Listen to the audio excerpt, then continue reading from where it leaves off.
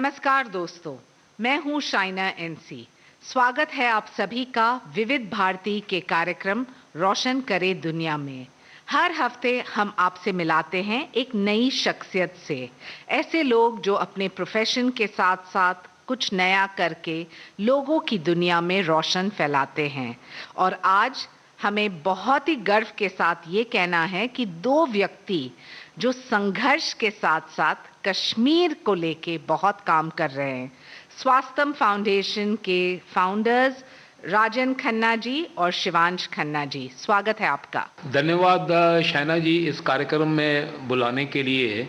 मैं ऐसा मानता हूं कि स्वास्थ्यम फाउंडेशन के लिए जो उद्देश्य, जो ध्येय हम लेकर के चल रहे हैं, उनके बारे में हम जो है वो चर्चा कर सकते हैं और आम जो समाज तक ये बात हमारी हम पहुंचा सकते हैं। शिवांश, आप युवा वर्ग से बहुत जुटे हैं, बहुत काम भी आपने किया है। आप हमें सबसे पहले बताइए कि स्वास्थ्यम फाउंडेशन का लक्ष्य क्या है आपके ऑब्जेक्टिव्स? स्वास्थ्यम फाउंडेशन को अगर कुछ 3 शब्दों में डिफाइन करना हो अंग्रेजी के, it is infra for all, infrastructure सबके लिए।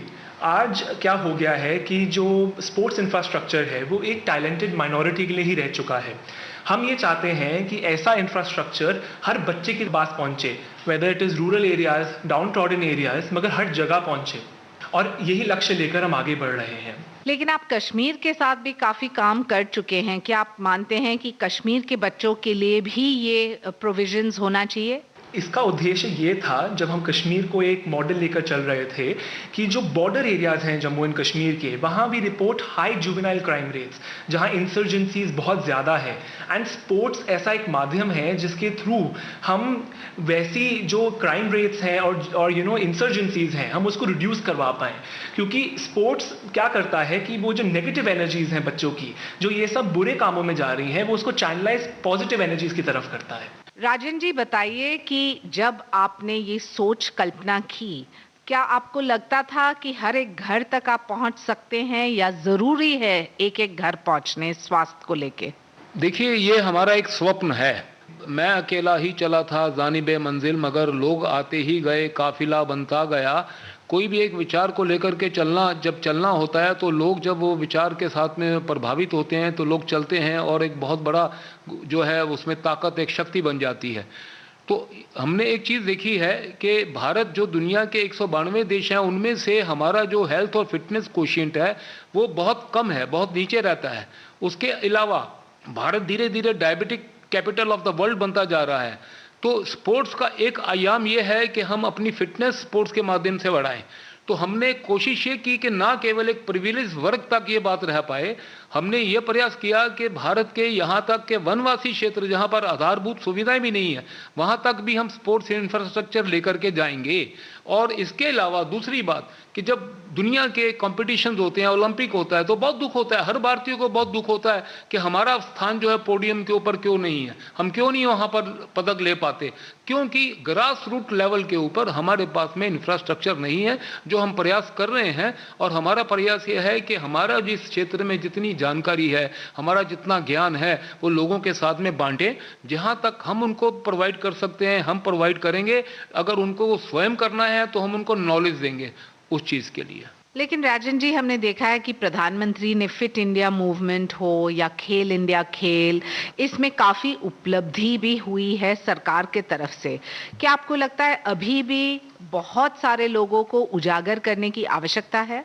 बिल्कुल जी, देखिए, शासकीय प्रयास जो होते हैं उनका लाभ होता है, इसमें कोई दो राय नहीं है। प्रधानमंत्री जी ने जो इनिशिएटिव लिया है उसका लाभ होगा, लेकिन समाज के अंदर से यदि हम लोग प्रयास करें तो उसका लाभ, उसके परिणाम अलग होते हैं। तो हमारा ये कहना है कि हम समाज के तौर के ऊपर सब मिलकर के प्रयास करें, सब एनजीओज उसमें जुटें, और जो बड़ी बड़ी कंपनीज हैं उनका जो सीएसआर है वो अगर इस क्षेत्र में आता है, एक गांव में अगर छोटा सा उनको मैदान बना के दे दिया जाता है जहां पर मल्टी स्पोर्ट्स एक्टिविटी हो सकती हैं, तो वहां ना केवल हम फिटनेस लेवल बढ़ा पाएंगे, हम वहां से एथलीट भी पैदा कर पाएंगे। मेरा ऐसा अटूट विश्वास है। शिवांश कहते हैं कि हौसला बनाए रखिए तो मंजिल खुद मिल जाएगी। क्या आप मानते हैं कि संस्था के लिए भी ये लागू है? हाँ जी, ये बिल्कुल लागू है। जब हम स्पोर्ट्स इंफ्रास्ट्रक्चर की बात करते हैं, हमारा हौसला तभी जुड़ा रहेगा जब जो हमारा पहला पड़ाव है स्पोर्ट्स इंफ्रास्ट्रक्चर की तरफ, वो हमारी सोच है, हमारी माइंडसेट है। आज जब भी हम स्पोर्ट्स इंफ्रास्ट्रक्चर की बात करते हैं किसी से भी, इट्स नॉट ईजी। हमारे पास पैसे हैं, हमारे पास जगह है, मगर हमारे पास क्या ये सोच है कि हमें कुछ छोटे बच्चों के लिए ऐसी जगह क्रिएट करनी है जहां वो फ्रीली खेल पाएं। आप कितने जिंदगी तक पहुंचे हैं? मैं तो अभी कुछ 24 साल का ही हूँ, मगर अभी हम जब पर्सनली भी देखते हैं, अभी जैसे मैं मुंबई शहर में रहता हूँ, हम उतने ही अंडर प्रिविलेज्ड हैं जितने बच्चे जो रूरल एरियाज या डाउन टाउन एरियाज में रह रहे हैं, बिकॉज हमारे यहाँ भी स्पेस क्रंच है, हमारे यहाँ भी स्पोर्ट्स फैसिलिटीज उतनी नहीं है। नहीं, लेकिन कहने का तात्पर्य है क्या स्वास्थ्यम फाउंडेशन बहुत सारे लोगों की जिंदगी तक पहुंची है या नहीं पहुंची है? ये हर बंदे की हर जगह पहुंचने का प्रयास कर रही है, मगर जब तक Swasthyam foundation is one of the small what you call glimpses in this entire massive ocean. ये जो पूरा इनिशिएटिव है infra for all, it has to be of the people, by the people and for the people. It has to be a people's revolution. जब सब साथ में जुड़ेंगे तो हम तो एक छोटा अंश है, ऐसे और भी इस ऑर्गेनाइजेशंस बनने चाहिए और ऐसा परिवार बढ़ना चाहिए। तो राजन जी, रोशन करे दुनिया का लक्ष्य यही है कि वो लोग जो विविध भारती के इस कार्यक्रम को सुन रहे हैं वो आपके साथ जुड़ें। तो वो जुड़ना चाहें तो वो कैसे जुड़ सकते हैं? देखिए, मैं चाहता हूं कि हम रियल टाइगर्स पैदा करें, हम पेपर टाइगर्स मत पैदा करें। हमारे बच्चे जो आज कंप्यूटर गेम्स खेलते हैं, कंप्यूटर पे टेनिस खेलते हैं, कंप्यूटर के ऊपर क्रिकेट खेलते हैं, मैं चाहता हूं वो रियल टाइम मैदान में आकर के खेलें।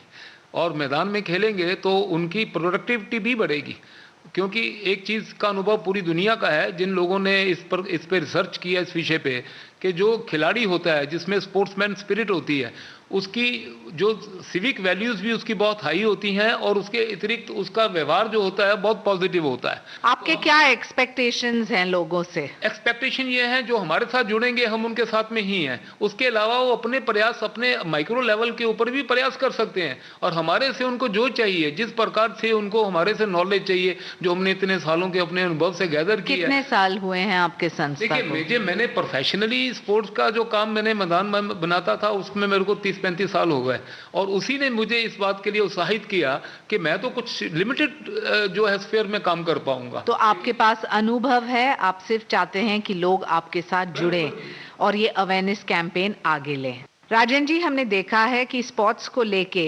हरियाणा की जो बेटी है, और कहते हैं कि बेटी बचाओ बेटी पढ़ाओ का कैंपेन सबसे महत्वपूर्ण है हरियाणा जैसे प्रदेश में।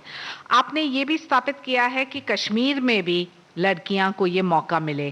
क्या आपको लगता है सोच विचार में, मानसिकता में बदलाव लाने की आवश्यकता है? जी हाँ, बिल्कुल आवश्यकता है। हरियाणा आपने जैसे बताया हमारे सामने एक जीवंत उदाहरण है। हरियाणा में क्या था कि वहाँ पर कुछ रूढ़िवादिता होने के कारण से खाप पंचायत वगैरह होती थी, तो उसमें महिलाओं को पूरी तरह से आगे आने का जो है वो मौका नहीं मिलता था। लेकिन हाल ही की घटनाएं हमारे सामने है। हम स्त्री सशक्तिकरण की बात करते हैं, लेकिन मैंने एक चीज़ देखी है कि स्त्री सशक्तिकरण जितना स्पोर्ट्स के माध्यम से हो सकता है, किसी दूसरी चीज़ के माध्यम से नहीं हो सकता। जब मेरी गाँव की एक बेटी पदक लेकर आती है तो पूरे गाँव में उसका नाम रोशन हो जाता है, और वो गांव जो पहले कहता था कि नहीं तुमको पर्दा करके घूंघट में बाहर निकलना, वो गर्व से कहता है कि मेरी गांव की बेटी जो है वो स्पोर्ट्स में जाकर के उसने नाम रोशन किया है। तो स्पोर्ट्स एक ऐसी चीज़ है, उदाहरण बहुत अच्छा है हरियाणा का।